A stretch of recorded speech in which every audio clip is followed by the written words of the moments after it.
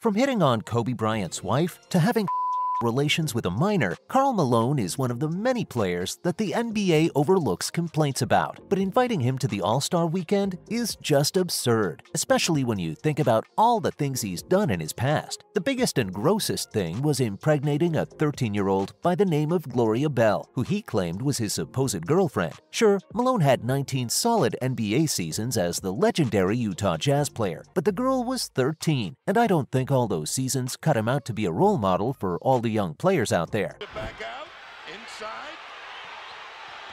Malone waits for the double team to break and score.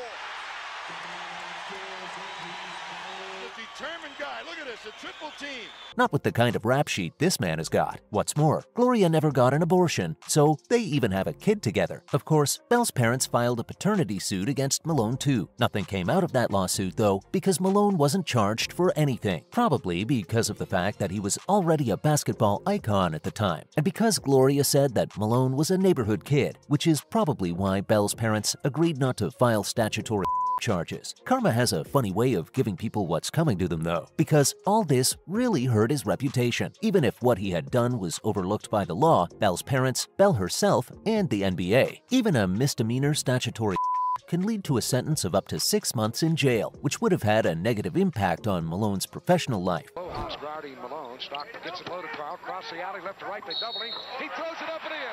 Count it, he's fouled. The mailman, what a move.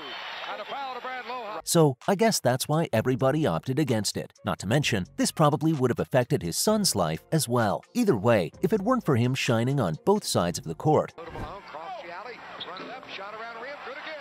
The mailman is incredible. He's got 30. Got him down low right, Sick Mahoney. Malone squares away, raised for 15-footer, and that's good. The mailman with 40.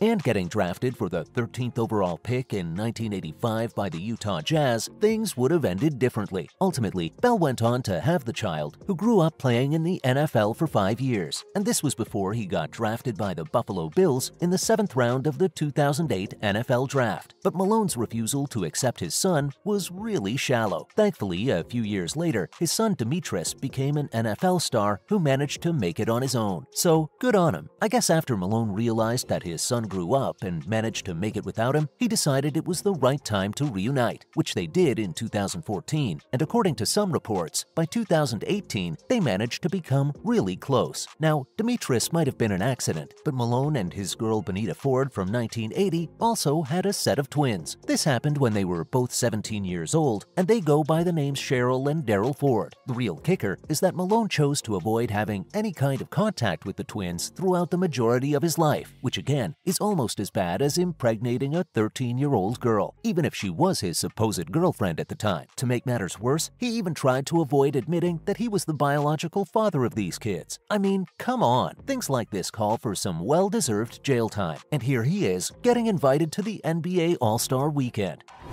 The third all-time leading scorer in NBA history, two-time league MVP, and 14-time All-Star, the mailman, Karl Malone. Thankfully, though, he managed to become a part of their life again after the Ford twins gave birth to Malone's grandkids. This motivated him to try and become a part of their life again. But just as you think this man is turning over a new leaf, he goes ahead and does something shallow again, like trying to hit on Kobe Bryant's wife. If Kobe don't like me today, that's Kobe Bryant's fault. It ain't mine or his problem. Yeah. I don't have a beef with nobody because I come in peace. Yup, that's right. As if everything we've talked about wasn't enough, he also made a pass at Vanessa Bryant during the Los Angeles Lakers' pointless 2004 season. Underneath, Malone finally scores. Bryant gets tripled and then shoves it off to Fisher in the corner.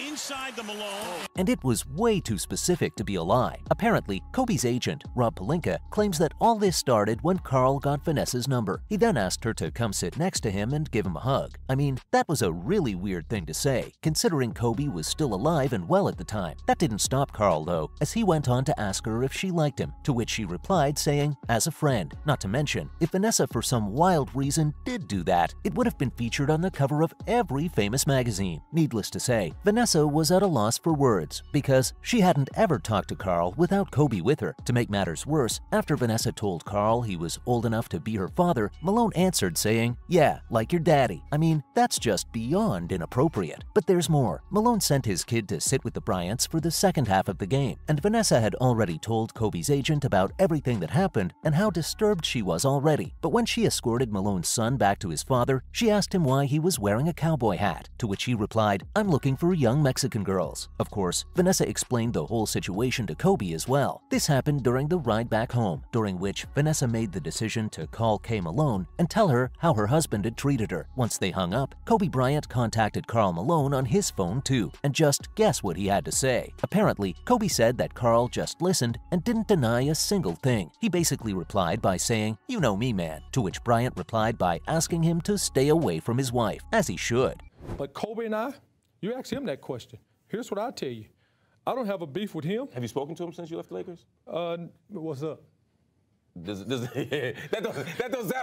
wasn't no big Rick Fox hug. But here's the real kicker of this whole fiasco. When both the married couples were on a conference call the next day, Karl flat out denied everything. Of course, the Bryants realized at that time that there was nothing else to say because they knew Karl was lying. So Vanessa did the sensible thing of asking Kay to do what she wants with everything she'd told her. To make things worse, the Lakers went on to lose the NBA Finals to the Detroit Pistons. But still, this Karl Malone, what a creep, right? Even though he just as well might be the best player in Utah Jazz history, stuff like this shouldn't go unpunished. But we live in a crazy world because they ended up creating a monument for him. What gives? I mean, I get it, nobody's perfect, but the stink never stuck to him the way it does for many professional athletes. Still, thankfully, Malone's the kind of person that most NBA fans dislike, especially most of the white population that loves basketball. Just take a look at how Malone's teammates, the so-called Jailblazers, are treated in Portland. The Jailblazers were a group of misfits whose unapologetic blackness alienated them from media and fans alike. They posed a threat to the future of the franchise when they made an appearance in Portland at the height of Iverson's reign as the NBA's cultural center. They were practically a bunch of dudes with cornrows who liked to smoke pot and clown on reporters. Since then, the aftermath has had a major effect on the team's roster makeup. But then, Malone is free of all these cultural markers, maybe because he was raised in rural Louisiana and not Philadelphia. He even sat on the board of directors of the NRA as an experienced hunter. The icing on the cake is that even after the disgusting things he's done, a Mormon publication published an article that portrayed him as a family guy. Yeah, right. Does a man like him deserve a statue or be selected as a judge for the AT&T dunk contest at the NBA All-Star Weekend? MVP.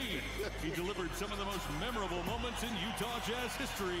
Make some noise for the mailman, Karl Malone.